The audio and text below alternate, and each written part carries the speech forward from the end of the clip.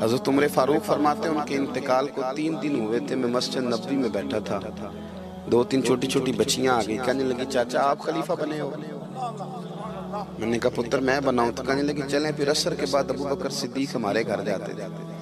میں نے کہا پتر آپ کے گھر کیا ہے؟ کہنے لگی ابا فوت ہو گئے، بھائی کوئی نہیں، ہم نے نا بکریاں رکھی ہوئی ہیں، وہ روز عصر کے بعد آتے تھے، بکریوں کا دودھ دھو کے ہمیں دے جاتے تھے، کچھ پی لیتی تھی، کچھ بیچ کے گزارا کر لیتی تھی۔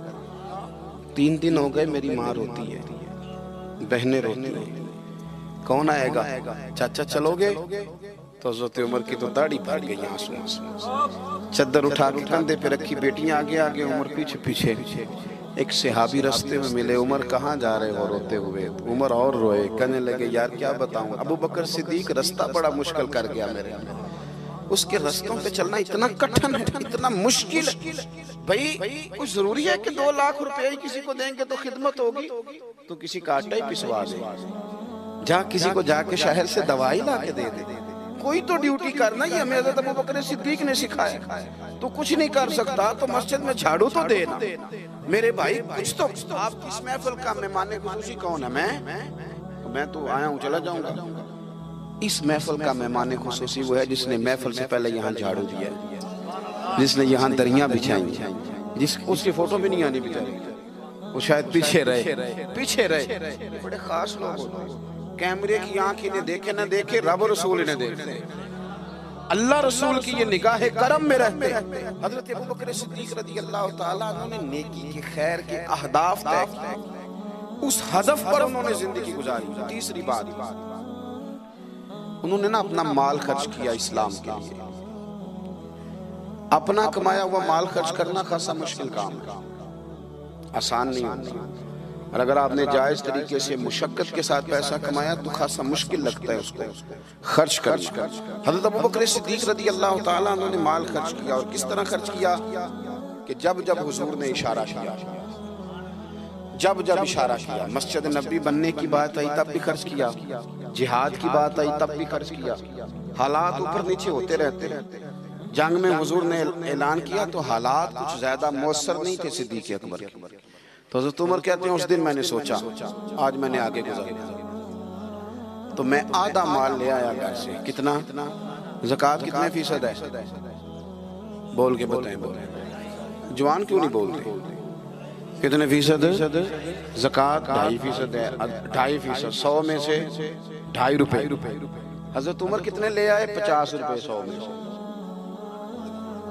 یہ بڑا مشکل کام ہے، 2.5% دیتے ہیں تو لوگ کئی حساب کرتے ہیں، اور 50% یعنی آدھے پیسوں کو تھوڑا نہ سمجھیں آپ۔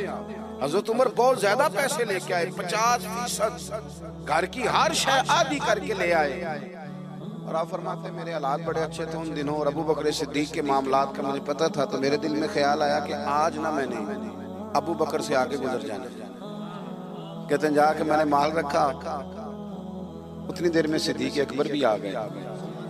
کہتے ہیں جواب تو چلو جو ہونے تھے وہ ہونے ہی تھے، حضور نے جو دونوں سے سوال پوچھے نا، ان سوال ہی بڑے انفرادی تھے۔ مجھ سے حضور نے پوچھا کیا لے کے آئے ہو؟ ادھر دیکھو جوانوں، کیا لے کے آئے ہو؟ میں نے عرض کی حضور آدھا۔ مجھ سے پوچھا کیا لے کے آئے ہو؟ میں نے کہا حضور آدھا لے آیا ہوں۔ پھر غور کرنا، پوچھا کیا لائے ہو؟ اور ابو بکر صدیق سے پوچھا گھر کیا چھوڑ کے آئے ہو؟ آپ دیکھیں سوالوں میں ہی فرق ہے۔ مجھ سے پوچھا جا رہا ہے کیا لائے ہو، اور ان سے پوچھا کیا، اور ان کا جواب بھی بڑا انوکھا ہے۔ اس سوال کا جواب تھا حضور کچھ نہیں چھوڑا، سارا لے کے آیا ہوں۔ جواب یہ تھا، آپ سوال پوچھتے ہیں نا کہ ختم ہو گیا کھانا، تو کہتے نہیں ختم ہو گیا۔ حضرت صدیق اکبر سے پوچھا کیا لائے ہو، کیا چھوڑ کے آئے ہو؟ انہیں کہنا چاہیے تھا کچھ بھی نہیں۔ حضور نے فرمایا کیا چھوڑ کے آئے ہو؟ کیا جواب ہے، کیا حسن ہے، گویا وہ کہہ رہے ہیں کہ ہم کو لاوارث تو نہیں نا بھئی، کیا چھوڑ کے آئے ہو؟ تو عرض کرنے لگے حضور گھر بڑا ہوا ہے، اللہ بھی چھوڑ آیا ہوں، اللہ کا رسول بھی چھوڑ آیا ہوں، رب رسول کا نام ہے نا میرے گھر میں۔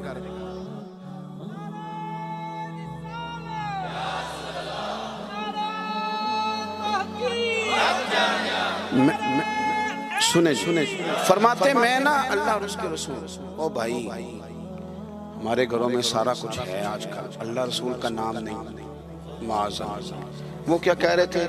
جھاڑو پھیر کے ہر شے لے آیا، پر گھر میں اللہ رسول کا نام، اللہ رسول کا ذکر میرے گھر میں ہے۔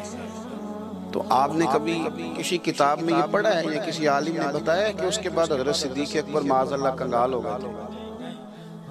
وہ تو پھر مالا مال تھے، اس کے بعد بھی کئی دفعہ دیا۔ وہ سبق بتا رہے ہیں، سبق ہمیں کہ رب رسول کے نام پہ سارا کچھ بھی لٹا دو گے نا تو گھر میں اللہ رسول کا نام ہونا چاہیے، بڑی برکتیں اللہ عطا فرمائے۔ ہم نے نا دولت تجوریوں میں بھر کے رکھی ہے، جو اصل دولت تھی اللہ رسول کا ذکر، اس سے ہم تھوڑے سے پیچھے۔ اب حدیث پاک سنیں، ہر بندہ حضرت صدیق اکبر کی عظمت بیان کرے گا اپنے علم کے مطابق، فہم کے مطابق، لیکن ان کی شان تک کون پہنچ سکتا ہے؟ حضرت ابوبکر صدیق رضی اللہ تعالیٰ عنہ کی شان میں بڑی حدیثیں ہیں، لیکن میں اس حدیث پہ آ کے ٹھہر جاتا ہوں، طبیعت جم جاتی ہے کہ یار یہ کیا معاملہ ہے۔ نبی پاک علیہ السلام نے فرمایا، لوگوں میرے پاس جس کے بھی پیسے آئے ہیں نا میں نے امانت سمجھ کے خرچ کیے، لیکن جب ابوبکر صدیق کے پیسے آئے میں نے اپنے سمجھ کے خرچ کیے، اپنے سمجھ، فکر کوئی نہیں، جہاں مرضی لگا، اپنے سمجھ کے خرچ کیے۔ آخری بات میں آپ کی خدمت میں عرض کر رہا ہوں، ایک تو پہلے صاحب سے عرض کیا کہ سچ سچ ہی ہوتا ہے، حق وہ حالات دیکھ کے نہیں بولے، وہ ضمیر کی آواز سن کے بولے۔ دوسری بات، ہدف طے کریں نیکی کا، یہ کام میں نے کرنے، آپ ہدف طے کریں، اللہ مدد کرے۔ تیسری بات میرے عزیز، حضرت ابوبکر صدیق نے مال خرچ کیا۔ مال جو ہے نا، نبی پاک علیہ السلام نے فرمایا، اعلیٰ حضرت نے فتاوی رضویہ میں حدیث لکھی ہے کہ آخری دور میں دین کا کام بھی درہم و دینار سے ہوگا، پیسوں سے کام ہوگا۔ آپ کو ادارے بنانے ہیں، مساجد بنانی ہیں، کتابیں چھپوانی ہیں، تو کس طرح چھپیں؟ اپنا مال اور ہم نے یہ ذمہ دے دیا امیروں کو کہ امیر خرچ کریں گے، حالانکہ ہم نے وہ حدیثیں نہیں پڑھی کہ ایک صحابی کلو کھجورے لے کے آ گئے تھے اور مسجد نبوی میں مال کا ڈھیر لگا ہوا تھا، تو حضور نے فرمایا یہ کلو کھجورے نا سارے مال کے اوپر بکھیر دو، جتنا سب کو ثواب ملے گا اتنا اسے 1 کلو والے کو ملے گا۔ تو ہم نا وہ ذوق نہیں پیدا کر پا رہے کہ 10 روپے کی اللہ رسول کی نظر میں اخلاص والے 10 روپے کی بڑی قدر، ہم سوچتے ہیں کہ وہ نا سارا کچھ چودھری صاحب ہی آ کے کریں گے، حالانکہ برکت والا جو مال ہوتا ہے اس میں بڑی خیر ہوتی ہے۔ آخری بات جو بڑی ضروری ہے اس پر غور کریں، فیصلے زندگی میں جب بھی کریں انصاف پر مبنی کریں، محبت دیکھ کے فیصلہ نہ کریں۔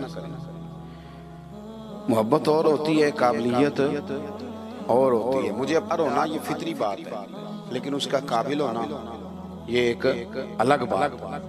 ہر باپ کو اپنے بیٹے بیٹی سے محبت ہوتی ہے، یہ فطری تقاضا ہے، لیکن وہ قابل بھی ہو یہ ضروری نہیں ہوتا۔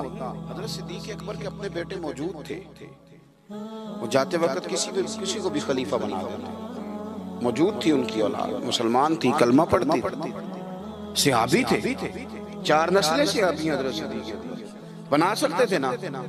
اور حضرت عمر نے تو کبھی ایسا نہیں کیا کہ تحفے بھیجے ہوں، دوستی بڑھائی ہو، بلکہ وہ تو کہتے ہیں کہ ہماری تو نیکیوں میں آگے گزرنے کی دوڑ ہی لگی رہی ساری، معاملہ دوڑ میں رہا۔ لیکن حضرت ابوبکر کا فیصلہ دیکھیں، جب وقت وصال آیا آپ نے فرمایا عمر کو بلاؤ، ساری چیزیں وصیتیں نصیحتیں کی، سب کچھ حضرت عمر کے سپرد کیا۔ لوگوں نے کہا کہ ابوبکر صدیق یہ تو بڑے سخت آدمی ہیں، آپ ایک سخت گیر آدمی کو بنا کے جا رہے ہیں۔ تو نبی پاک صلی اللہ علیہ وسلم کے غلام نے کیا جواب دیا؟ فرمانے لگے میں اس وقت دنیا سے جا رہا ہوں، اس موقع پہ بڑا جھوٹا آدمی بھی سچ بولنے لگا، میں جب اللہ رسول کی بارگاہ میں جاؤں گا تو مجھ سے پوچھا جائے گا کہ امت کے بارے میں کیا فیصلہ کر کے آئے ہو، تو میں کہوں گا امت میں جو سب سے بہترین تھا اسے امت کا سربراہ بنا کے آیا۔ ہم لوگوں نے نا فیصلے میرٹ میں نہیں کبھی نہیں، الیکشن ہو رہے ہیں، فلاں کام ہو رہا ہے، ووٹ کس کو دینا ہے، کہتے ہیں ساری برادری ادھر ہے۔ برادری کو چھوڑیں، یہ بتائیں سچ کدھر ہے، حقیقت کدھر ہے؟ وہ کسی اور برادری کا بندہ الیکشن لڑ رہا ہے تو وہ بندہ اگر ٹھیک ہے تو ٹھیک ہے، پھر آپ برادری نہ دیکھیں، پھر تو شخص دیکھیں کہ وہ صحیح جا رہا ہے۔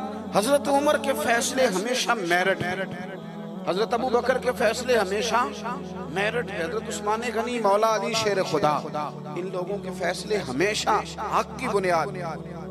حضرت عمر کو بنا کے گئے. میں نے دوستوں سے کہا تھا اس سال میں نے کہا تھا کہ حضرت عمر کے حالات پر زیادہ کتابیں ہیں, ان کے واقعات زیادہ ہیں, چونکہ انہیں وقت زیادہ ملا نا 10-11 سال. حضرت ابوبکر صدیق کو تو 2 سال ملے, لیکن ان کی خلافت کو مضبوط حضرت ابوبکر صدیق نے کیا. سارے فتنوں کا سر کچل کے خلافت سجا سوار کے حضرت عمر کو دی. اب یہ جو حضرت عمر نے اتنی پھیلا دی خلافت اور اتنا بڑا کام کر دیا دین کے لیے کہ 24 لاکھ مربع میل پہ پھیل گیا سارا کچھ, تو حضرت سیدہ عائشہ صدیقہ رضی اللہ تعالیٰ عنہ کہتی میری گود میں سر تھا مدینے والے حبیب کا, اور آسمان پہ ستارے نور بھرے چمک رہے تھے.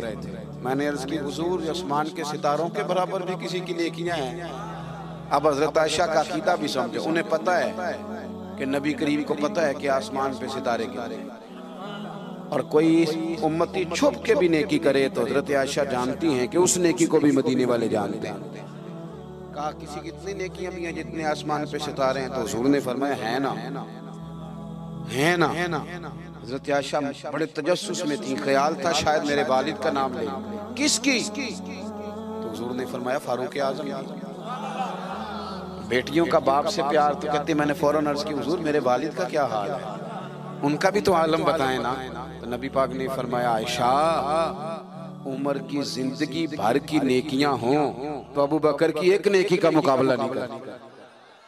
اب بات کو سمجھے کہ کتنا مضبوط ہے وہ شخص, کتنا مضبوط ہے کہ حضرت فاروق اعظم رضی اللہ تعالیٰ عنہ کے خیر کے کاموں میں بھی درجہ جناب صدیق اکبر کا زیادہ ہے. ہدف طے کریں, مہربانی کریں زندگی کو ضائع نہ کریں. لمحات بڑے ضائع ہو گئے, اور ثابت کرنے کی بھی کوشش نہ کریں کہ ہم صحیح چل رہے ہیں. آپ چلتے رہیں, وقت خود بخود ثابت کر دے گا.